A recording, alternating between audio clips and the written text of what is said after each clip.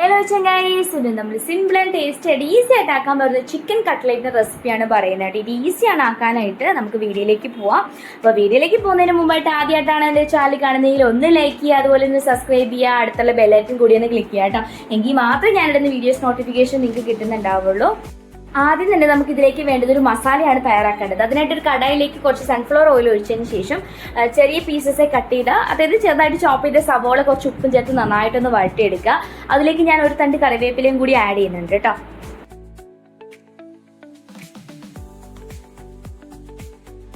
ഏകദേശം നമ്മുടെ സവോളയിൽ നിന്ന് വഴണ്ട് വരുന്ന സമയത്ത് നമുക്കിതിലേക്ക് ഒരു ടീസ്പൂൺ ജിഞ്ചർ ഗാർലിക് പേസ്റ്റ് ചേർക്കാം.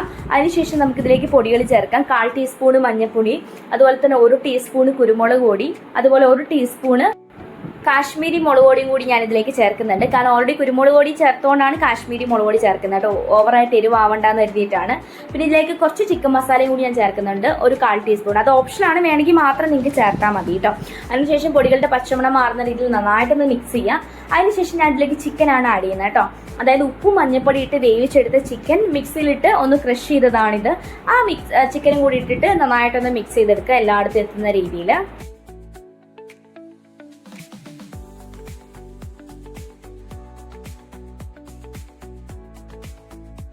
അതിനുശേഷം ഞാൻ ഇതിലേക്ക് ആഡ് ചെയ്യുന്നത് ഉരുളക്കിഴങ്ങ് മാഷ് ചെയ്തതാണ് കേട്ടോ. 2 ഉരുളക്കിഴങ്ങ് കുക്കറിലിട്ട് ഒന്ന് വേവിച്ചതിന് ശേഷം അതിൻ്റെ തൊലിയും കാര്യങ്ങളൊക്കെ കളഞ്ഞിട്ട് ഒന്ന് മാഷ് ചെയ്ത് ഞാൻ മാറ്റി വെച്ചിരുന്നു. അതും കൂടി ഇതിലേക്ക് ചേർക്കുന്നുണ്ട്. എന്നിട്ട് ആ ഒരു മസാല ഇതുപോലെ ഒന്ന് മിക്സ് ചെയ്തെടുക്കുക. ഈ ഒരു സമയത്ത് നമുക്ക് ഉപ്പും കൂടി ചേർക്കാൻ ആവശ്യമുണ്ടെങ്കിൽ നോക്കിയിട്ട്. പിന്നെ ഇതിലേക്ക് കുറച്ച് മല്ലിയില ഞാൻ ചേർക്കുന്നുണ്ട്. അതുപോലെ തന്നെ ഒരു 1/4 ടീസ്പൂൺ കുരുമുളക് പൊടിയും കൂടി ചേർക്കുന്നുണ്ട് കേട്ടോ.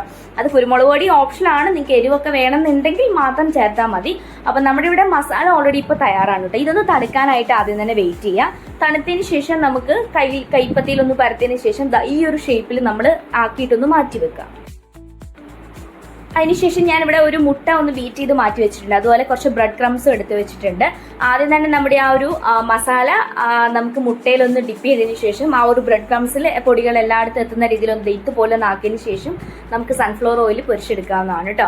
അപ്പോൾ ഇതൊരു മീഡിയം ലെവലിൽ വെച്ചിട്ടാണ് നമ്മളിത് പൊരിച്ചെടുക്കേണ്ടത്. അപ്പോൾ ഇടയ്ക്കൊന്ന് തിരിച്ചു മറിച്ചത് ഇതുപോലെ ഇട്ട് കൊടുക്കുക കേട്ടോ. അപ്പോൾ ഒരു ഹൈ ഫ്ലെയിം ഒന്നും ഇടല്, മീഡിയത്തിൽ തന്നെ വെച്ച് കുക്ക് ചെയ്യുക കേട്ടോ. ഇല്ലെങ്കിൽ പെട്ടെന്ന് കരിഞ്ഞു പോകാൻ ചാൻസ് ഉണ്ട് കേട്ടോ. അപ്പം നമ്മുടെ സിമ്പിൾ ആൻഡ് ടേസ്റ്റി ആയിട്ടുള്ളതാ കടയിലൊക്കെ കിട്ടുന്ന രീതിയിൽ നമുക്ക് സിമ്പിൾ ആൻഡ് ടേസ്റ്റി ആയിട്ടുള്ള ചിക്കൻ കട്ട്ലേറ്റ് തയ്യാറാണ്. ഇതെല്ലാവരും ഒന്ന് ട്രൈ ചെയ്ത് നോക്കുക കേട്ടോ.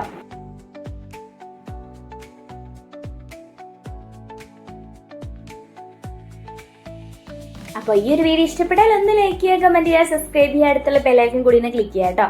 അപ്പോൾ മറ്റൊരു വീഡിയോ ആയിട്ട് കാണും വരെ താങ്ക് യു, ബൈ ബൈ.